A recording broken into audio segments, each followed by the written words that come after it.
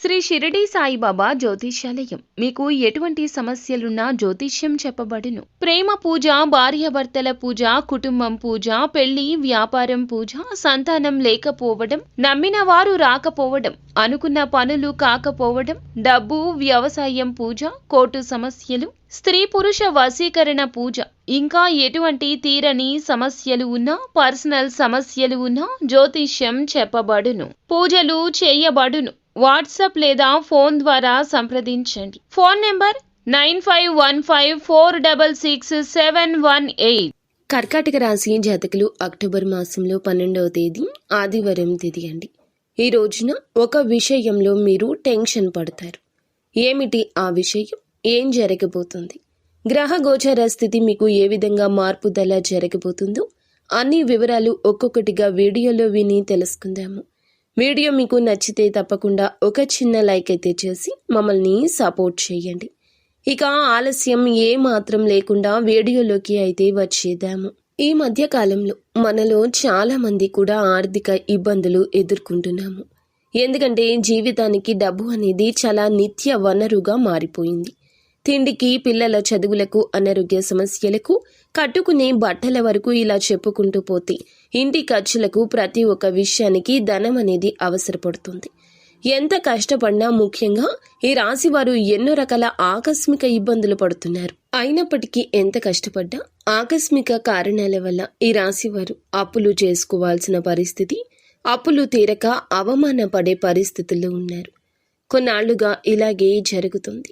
ఎంతో కష్టపడుతున్నారు, భగవంతుణ్ణి వేడుకుంటున్నారు, ఎన్నో రకాల ప్రయత్నాలు చేస్తున్నారు. అయినా కూడా ఏ ప్రయోజనం దక్కడం లేదు. ఇదంతా మీకు ఎందుకు జరుగుతుంది అని అంటే గ్రహస్థితి అండి. మీ యొక్క గ్రహస్థితి మీ యొక్క మార్పులకు కారణము. అయితే ఈ రోజున మాత్రం తప్పక ఒక విషయంలో టెన్షన్ పడతారు. నిరాశ, నిస్పృహలు మిమ్మల్ని ఆవహించే తరుణమండి.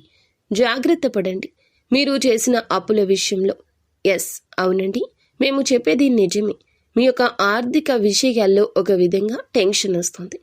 మీ యొక్క ఆదాయ వనరు ఆగిపోవడము, అధిక ఆదాయ వనరు కోసం చేసిన ప్రయత్నంలో నష్టం కలగడం, అది వ్యాపారం కావచ్చు, వేరే ఉద్యోగం కోసం మీరు పెట్టిన ధనం కావచ్చు, వెచ్చించిన సమయం కావచ్చు, మీ పరువు ప్రతిష్టలకు కూడా కాస్త భంగం కలగొచ్చు.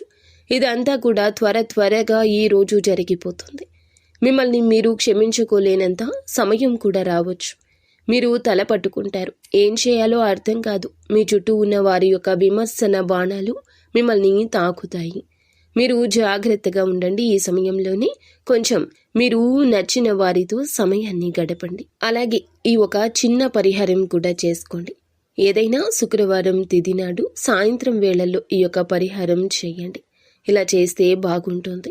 కావున మీరు ఏమిటంటే గనక నమ్మకంతో ఈ శుక్రవారం తేదీ నాడు ఉదయం నిద్రలేవగానే 2 అరచేతులు దగ్గరగా చేసి చేతులను కళ్లకు అద్దుకుని అరచేతులు చూసుకున్నట్లయితే విష్ణుమూర్తి, లక్ష్మీదేవి యొక్క అనుగ్రహం లభిస్తుంది.